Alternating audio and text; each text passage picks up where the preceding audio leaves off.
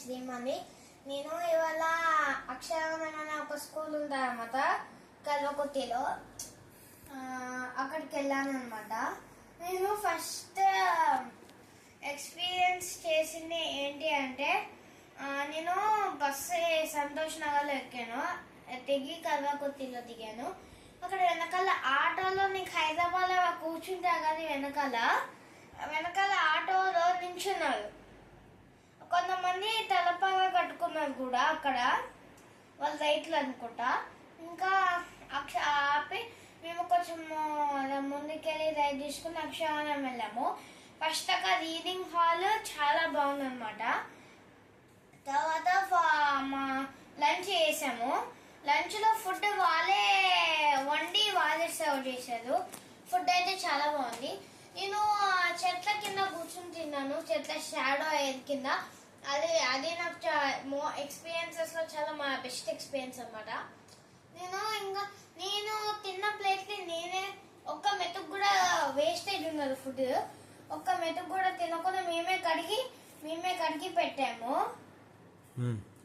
తర్వాత మొత్తము ఒక వాటర్ ప్యూరిఫికేషన్ చూపించారు ప్లాంట్. దాని తర్వాత దాని గోడలు ఉంటాయి కదా, ఆ గోడలన్నీ స్టూడెంట్స్ కట్టారు. దాని పక్కనే అంటే దాని అపోజిటే ర్యాబిట్ ఫీల్డ్ అని ఉంటుంది. ర్యాబిట్స్ ని పెంచినాక బాగుంటది. ఇంకా ఈ రీడింగ్ హాల్ ఏమో చాలా నీట్గా ఉంటుంది. ఇక్కడేమో రీడింగ్ హాల్ పక్కనేమో ఉంటుంది, బుక్స్ ది లాకర్స్ పెడతారు. ఇంకా లెఫ్ట్ సైడ్ ఇలా స్ట్రైట్ లెఫ్ట్ వెళ్ళామనుకో, అక్కడేమో కంప్యూటర్ ల్యాబ్ ఉంటుంది. అక్కడ కొన్ని కోర్సెస్ ఇంకా ఇంగ్లీష్ నేర్చుకోవడానికి నేర్పిస్తారు అనమాట, ఇంగ్లీష్. తర్వాత మనశ్విత్ అని ఒక క్యాంపస్ మొత్తం చూపించారు అనమాట. గోశాల, స్విమ్మింగ్ పూల్స్ అవన్నీ చూపించాడు. ఇంకా ఆవుల్ని మేపడం కూడా చూపించాడు. ఇంకా పెద్దషన్ ఒక అన్న ఉన్నాడు. అన్న అయితే చాలా గ్రేట్, ఎందుకంటే నాకు కాలుతుంది చెప్పులు ఇచ్చాడు అన్న. తర్వాత ఏమైందంటే మేము స్విమ్మింగ్ పూల్ చూసాము, గోశాల చూసాము. చూసేసి వచ్చిన తర్వాత కూర్చోబెట్టామన్నమాట.